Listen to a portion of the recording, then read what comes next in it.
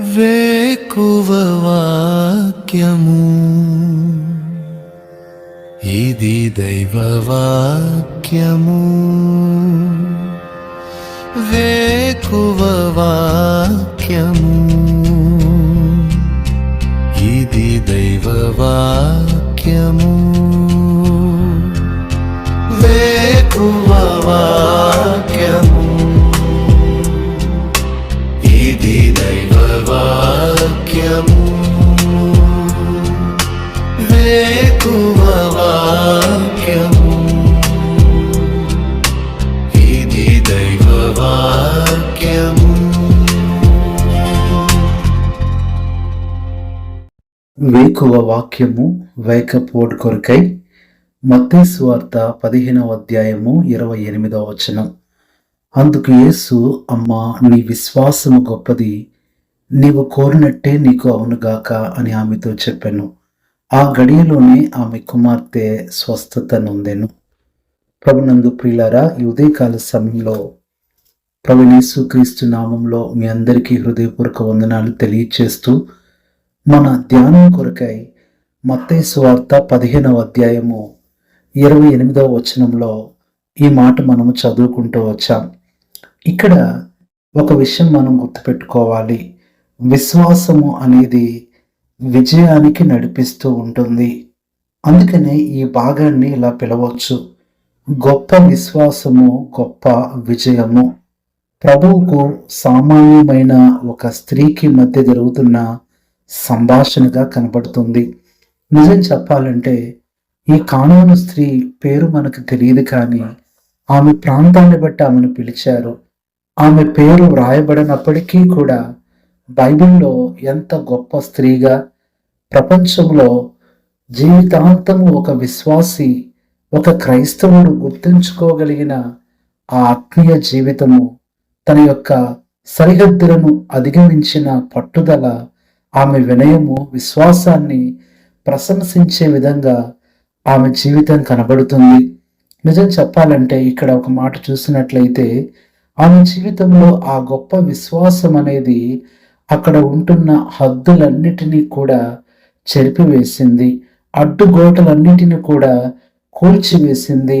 ఒక్క మాటలో చెప్పాలి అంటే ఇశ్రాయేలు కోసమే నేను వచ్చాను, వారింటి కోసమే ప్రభు చెప్పిన మాటను ఈమె విని కూడా ఆమె విశ్వాసంతో ప్రభు దగ్గరికి వచ్చి విజయం పొందటం ద్వారా ఒక గొప్ప ట్రెండ్ ఆమె సృష్టించింది అని చెప్పవచ్చు. నిజమే ప్రియులారా, గొప్ప గొప్ప ట్రెండ్స్, అద్భుతాలు సృష్టించగలిగేది సామాన్యమైన వారే, పేదవారే, తక్కువ వారే, అల్పులైన వారే, సమస్యల్లో ఉన్నవారే, శోధనలు కష్టాల్లో ఉన్నవారి ద్వారానే గొప్ప అద్భుతాలు జరుగుతాయి. ఉదయ కాలంలో కూడా ఇలాంటి పరిస్థితుల్లో ఉన్నావేమో, విడవబడ్డావా, బాధలో ఉన్నావా, కష్టంలో ఉన్నావా, చెప్పుకోలేని పరిస్థితిలో ఉన్నావా, సంతోషించడానికి కూడా సమయం ఉండట్లేదా, ఎప్పుడూ కూడా వేదనలో ఉంటున్నావా, మనుషులు నిన్ను దిగులుకు గురి చేస్తున్నారా, సమస్యలు నిన్ను బాధిస్తున్నాయా? ప్రభు ఈ ఉదయకాలము నీతో చెప్తున్న మాట, నీవు కోరినట్టే నీకు అగునుగాక అంటున్నాడు. ఈ సంభాషణ ఎంత అద్భుతంగా కనపడుతుంది అంటే, ఒక చిన్న పిల్లవాడు తండ్రి ఆఫీస్కి బయలుదేరి వెళ్తున్నప్పుడు టైం అయిపోతుంది, నేను వెళ్ళిపోతున్నాను అన్నప్పుడు ఆ పిల్లవాడు వచ్చి తనకు కావాల్సింది తండ్రిని అడుగుతూ ఉన్నప్పుడు తండ్రి పట్టించుకోకుండా నాకు ఆఫీస్కి టైం అయింది, నేను ఇవ్వనని వెళ్ళిపోతూ ఉన్నప్పుడు ఆ పిల్లవాడు ఎలాగైతే ఏడుస్తూ తగ్గింపుతో ఆ తండ్రి వెంట పడుతూ ఉన్నప్పుడు ఆ తండ్రి దానికి ఒప్పుకొని సరే అని ఇచ్చేసినట్లుగా ఈ సందర్భం కనబడుతుంది. ఒక గొప్ప సృష్టికర్త నుంచి కూడా సృష్టిలో ఒక అద్భుతాన్ని ఆమె పొందుకుంటూ వచ్చింది.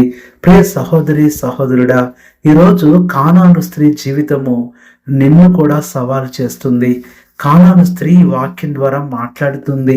నేను విజయం పొందాను, మీరెందుకు పొందలేరు అంటుంది. నేను విశ్వాసం ద్వారా సాధించాను, మీరెందుకు సాధించలేరు అంటుంది.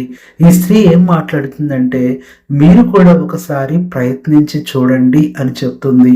నువ్వు కూడా ఏ సమస్యతో ఉన్నావో, ఏ బాధతో ఉన్నావో అడిగి అడిగి ఆపేశావేమో, ప్రార్థన చేసి చేసి ఇంకా మానేశావేమో.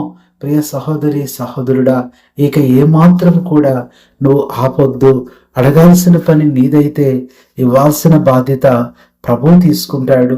నీకు ఆయనకు ఉన్న అడ్డుగోడలు, సరిహద్దులన్నిటినీ కూడా తీసివేయగలిగే గొప్ప ఆయుధమే విశ్వాసము.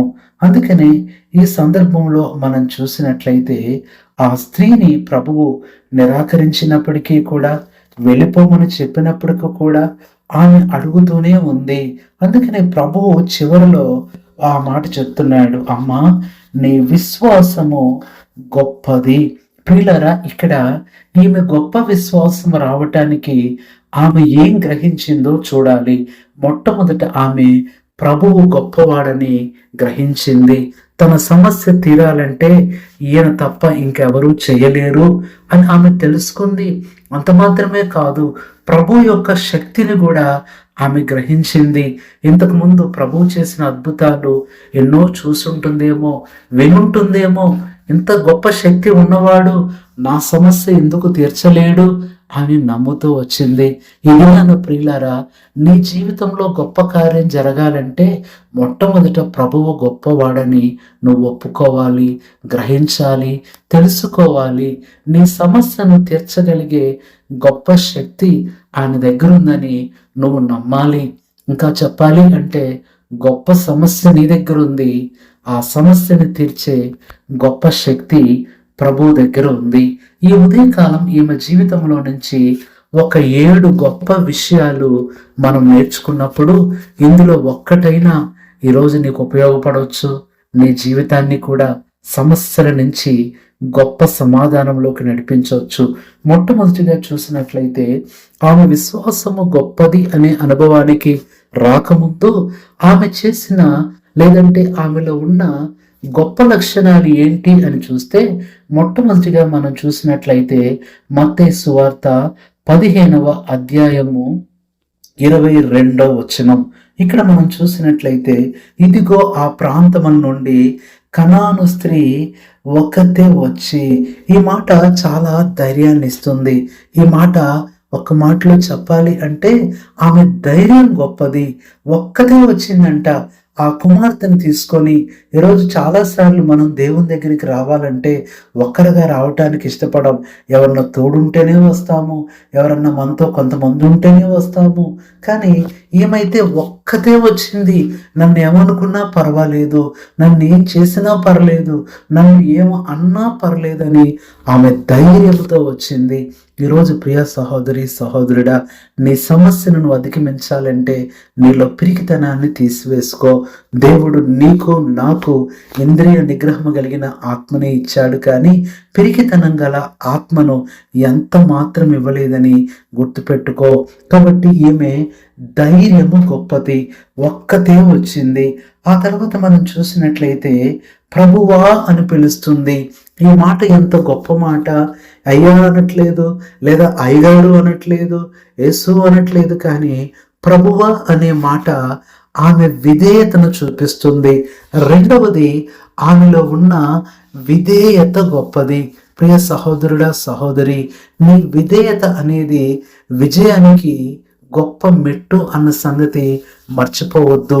ఈ దినాన యవనస్తులారా, పిల్లలారా, మీరు తల్లిదండ్రులకు విధేయత చూపకపోతే మీరు పెద్ద చదువులు చదవలేరు. మీరు పెద్దలకు లోబడకపోతే గొప్ప స్థానంలోనికి రాలేరు. విధేయత అనేది చాలా ప్రాముఖ్యమైనది. యేసు ప్రభు అంత గొప్పగా హెచ్చింపబడటానికి కారణం ఆయన తల్లిదండ్రులకు విధేయత చూపాడు. ఆయన వారికి లోబడి ఉన్నాడు. ఈమె జీవితంలో కూడా అదే చూస్తున్నాం. ప్రభువ అనే మాట విధేయతను చూపిస్తుంది. ఇది రెండవది, విధేయత గొప్పది. మూడవది, దావీదు కుమారుడా అని పిలుస్తుంది. దావీదు కుమారుడా అని ప్రభువుని పిలిచిన వారు చాలా తక్కువ మంది. ఆయన దావీదు కుమారుడని ఆమె అర్థం చేసుకుంది. ఆయన దావీదు కుమారుడుగా వస్తాడని ఆమె తెలుసుకుంది. దీనిని బట్టి అలా పిలవటం ద్వారా ఆమెలో ఉన్న మూడవ గొప్ప లక్షణము, ఆమె భక్తి గొప్పది. భక్తి చేస్తుంది కాబట్టి దావీదు ఎవరు, దావీదు కుమారుడు ఎవరో ఆమె గ్రహిస్తూ వచ్చింది. ఈ దినాన నీ భక్తి నీకు ధైర్యాన్ని పుట్టిస్తుంది, నీ భక్తి నీకు విజయాన్ని ఇస్తుంది. భక్తిని విడిచిపెట్టవద్దు ప్రియ సహోదరుడా, సహోదరి. నీకు బలం లేకపోయినా పర్వాలేదు, కానీ భక్తి చాలా గొప్పది. భక్తికి మించిన శక్తి ప్రపంచంలో దేనికి లేదు. ఇది మూడవదిగా చూస్తున్నాం. నాలుగవది, తన సమస్య చెప్తూ ఆమె చెప్తుంది. ఏమంటుంది అంటే, ఆమె నా కుమార్తె దయ్యం పట్టి బహు బాధపడుచున్నది అని కేకలు వేస్తూ 23వ వచనం వచ్చేసరికి ఆమె కేకలు వేస్తున్నది అని శిష్యులు చెప్తున్నారు. ఈ కేకలు వేయటం ఏం చూపిస్తుంది అంటే 22-23 వచనాల్లో ఆమె యొక్క భారం గొప్పది. ఎంత భారంతో వచ్చిందంటే తన శక్తి అంతా కూడా తీసుకొని కేకలు వేస్తుంది. అప్పటికే నీరసెళ్ళిపోయింది, బలహీనమైపోయింది. ఒక పక్క సమస్య గొప్పదైతే అక్కడ ఉంటున్న కష్టాలు, శోధనలు, చేదరింపులు, అవమానాలు చాలా గొప్పగా ఉంటున్నాయి. అయినప్పటికీ కూడా దానిని మించిన గొప్ప భారం ఆమెలో ఉంది. ఈరోజు ప్రియ సహోదరుడా, సహోదరి, ఈ మాటలు వింటున్నావు. నువ్వేదన్నా సాధించాలి అంటే నీలో ఉన్న భారం గొప్పగా ఉండాలి. భారం లేకుండా నువ్వేమీ చేయలేవు. భారం లేకుండా నువ్వేమీ సాధించలేవు. దేని గురించైనా ఒక భారం నువ్వు కలిగి ఉండాలి. ఈ భారమే నీ జీవితంలో గొప్ప బలాన్ని ఇస్తుంది, నీ సంకల్పాన్ని నెరవేర్చేదిగా ఉంటుంది. ఇది నాలుగవదిగా చూస్తున్నాము. ఆమెలో ఉన్నది గొప్ప భారం. ఐదవది మనం చూసినట్లయితే ప్రభు చెప్తూనే ఉన్నాడు, నేను ఇశ్రాయేలు ఇంటి వారే నశించిన గొర్రెల యొద్దకే గాని మరి ఎవరి యొద్దకు పంపబడలేదన్నప్పుడు 25వ వచనంలో, అయినను ఆమె వచ్చి ఆయనకు మ్రొక్కి ప్రభువా నాకు సహాయం చేయమని అడిగాను. ఐదవది, ఆమె పట్టుదల గొప్పది. చాలాసార్లు మనము దేవుని దగ్గరికి వచ్చినప్పుడు ఆయన జవాబు ఇవ్వట్లేదని, ఆయన పట్టించుకోవట్లేదని మనం మానేస్తాము. ప్రియులారా, అలా ఉండకూడదు. ఈమె ఎంత పట్టుదలగా ఉందంటే ఒకటే అనుకుంది, నా సమస్య పోయినా పర్వాలేదు, నేను ఇక్కడ చచ్చిపోయినా పర్వాలేదు అనుకుంటుంది. ఈ దినాన ప్రభు దగ్గర నీకు పట్టుదల ఉండాలి. ఈరోజు ఎందుకు నీకు జవాబు రాలేదంటే పట్టుదల కోల్పోయావు. ఒకప్పుడున్న పట్టుదల ఈరోజు నీకు లేదు. ఉంది, కానీ ఆ పట్టుదల అనేది వేరే విషయాల మీదకి డైవర్ట్ అయిపోయింది. ఒకప్పుడు దేవుని మీద ఉన్న పట్టుదల ఇప్పుడు మనుషుల మీద పెడుతున్నావు. ఒకప్పుడు ఆత్మీయ జీవితం మీద ఉన్న పట్టుదల ఇప్పుడు లోక సంబంధమైన వాటి మీద పెట్టావు. ఒకప్పుడు ఆత్మీయంగా ఎదగాలి, దేవునిలో వర్ధిల్లాలి అనే పట్టుదల ఈ దినాన లోక సంబంధంగా ఏదో సాధించాలి, సంపాదించాలి అనే దాని మీద వెళ్ళిపోయింది. కాబట్టే నీకేమీ మిగలటం లేదు, నీకేమీ జరగటం లేదు, నీకేమీ దొరకటం లేదు. ఈ దినాన ప్రభువు దగ్గర పట్టుదల కలిగి ఉండు. పట్టుదల ఉంటే సాధించలేనిది ఏది ఉండదు. ఇది ఐదవదిగా ఆమె జీవితంలో చూస్తున్నాం. ఆగోదు మనం చూసినట్లయితే 27వ వచనంలో ప్రభువు 26లో అన్నాడు, పిల్లల రొట్టె తీసుకొని కుక్క పిల్లలకు వేయటం యుక్తము కాదని చెప్పినప్పుడు 27వ వచనంలో ఆమెలో ఉన్న 6వ లక్షణం కనపడుతుంది. ఆమె నిజమే ప్రభువా. ఈ మాట ఏం చూపిస్తుంది అంటే ఇక ఎంత దీనత్వం అంటే చెప్పటానికి వీల్లేదు. అసలు ఎంత దీనత్వము ఎక్కడి నుంచి వచ్చింది ఈమెకి? ప్రభువే ఆశ్చర్యపోయాడు. ప్రియ సహోదరి, సహోదరుడా, నీ హెచ్చింపు అనేది నీకు విజయాన్ని తీసుకురాదు, కానీ నీ గర్వం అనేది నీకు గొప్ప విజయాన్ని ఇవ్వదు, కానీ నీ దీనత్వం అనేదే నిన్ను గొప్పవాడిగా చేస్తుంది. దీనత్వము విజయాన్ని ఇస్తుంది. దేవుడు ఎప్పుడు హెచ్చిస్తూనే ఉంటాడు. తగ్గించుకుంటూ నీ పని అయినప్పుడు హెచ్చించటం అనేది దేవుడు తన పనిగా చేసుకుంటాడు. ఇది 6వదిగా చూస్తున్నాం. 7వదిగా చివరిగా మనం చూసినట్లయితే 28వ వచనం, ప్రభువు చెప్పిన వచనం ఇదే ఈ రోజు వచనం. అందుకు యేసు, అమ్మా నీ విశ్వాసము గొప్పది అంటున్నాడు. 7వది, ఆమె విశ్వాసం గొప్పది. ఎందుకు ప్రభు ఈ మాట అన్నాడంటే, చాలాసార్లు శిష్యులకు కూడా ఇలాంటి విశ్వాసం లేకపోవటాన్ని బట్టి ప్రభు చాలా బాధపడ్డాడు. నాతో ఉంటూ, నా కార్యాలు చూస్తూ, నాతో నడుస్తూ, నాతో జీవిస్తూ, నాతో పరిచర్య చేసే నా శిష్యులకు లేని విశ్వాసం ఈమెకి ఎక్కడి నుంచి వచ్చింది? ప్రభు ఆశ్చర్యపోయాడు. విశ్వాసం లేదని శిష్యులను గద్దించిన ప్రభువే ఈమె విశ్వాసాన్ని చూసి ఎంతగానో సంతోషిస్తున్నాడు. ప్రియ సహోదరి, సహోదరుడా, నువ్వు ఎవరివైనా సరే, నువ్వు ఎలాంటి పరిస్థితిలో ఉన్నా సరే, నీ విశ్వాసాన్ని ప్రశంసించకుండా దేవుడు ఉండలేడు. నీ విశ్వాసానికి ప్రతిఫలం ఇవ్వకుండా ఆయన ఊరక ఉండలేడు. 7వ అనుభవము, ఆమె విశ్వాసము గొప్పది. కారణము, ఆ గడియలోనే ఆమె కుమార్తె స్వస్థత పొందింది. ప్రియులారా, ఆమె ఎంత చక్కగా 7 గొప్ప లక్షణాలు కలిగి తనకున్న అవకాశాన్ని ఉపయోగించుకుంది. మరుసటి వచనంలోనే ప్రభు అక్కడి నుంచి గలిలయ సముద్రానికి వెళ్ళి కొండెక్కేశాడు. ప్రియులారా, అక్కడున్న అవకాశం ప్రభు వెళ్ళక ముందే ఆమె ఎంత అద్భుతంగా ప్రభు దగ్గరికి వచ్చింది. దేవుని వాక్యం మనతో మాట్లాడుతుంది. యెహోవా మీకు దొరుకు కాలమునందే ఆయన్ని వెతకాలి, కానీ ఆయన లేనప్పుడు, ఆయన ఎక్కడో ఉన్నప్పుడు, నువ్వు సమయం లేనప్పుడు ప్రియులారా సమయం పోగొట్టుకొని నువ్వు నష్టపోకూడదు. ఆయన సమీపంగా ఉన్నప్పుడే ఆయనను వేడుకోవాలని దేవుని వాక్యం సెలవిస్తుంది. కాబట్టి ఇంకా నువ్వు కూడా యెషయా 55:6 ప్రకారము ఆయన దొరుకు కాలములో ఆయన వెతుకు, ఆయన సమీపంగా ఉండగా ఆయన్ని వేడుకో, తప్పనిసరిగా నీకు సహాయం చేస్తాడు. ఆమె జీవితంలో ఉన్న ఈ 7 లక్షణాలు అన్నీ కలిపితే ఒక్క మాటలో చెప్పొచ్చు, ఆమె ప్రార్థన గొప్పది.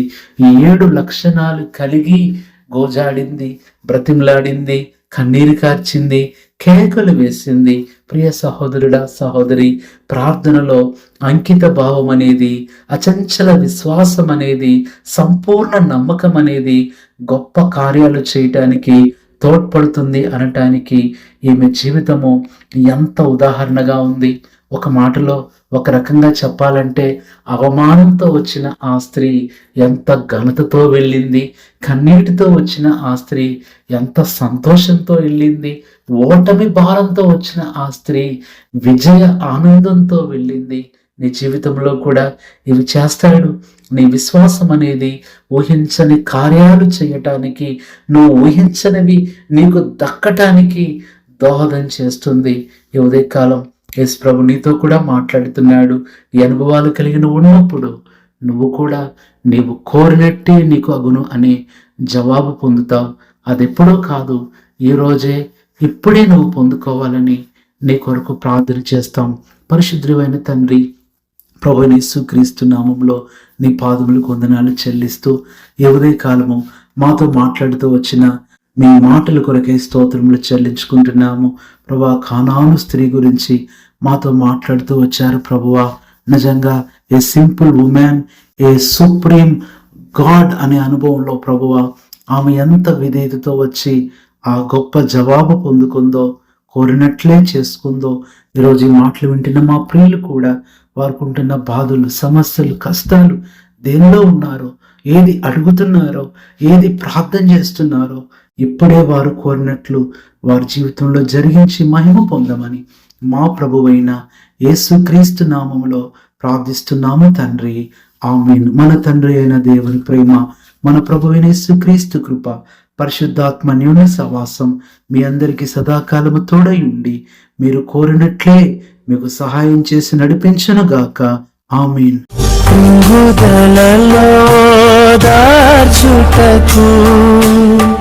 కన్నీటినంతటిని తుడుచుటకు దినమంతా సిద్ధపరచుటకు దైవ చిత్తం గ్రహించుటకు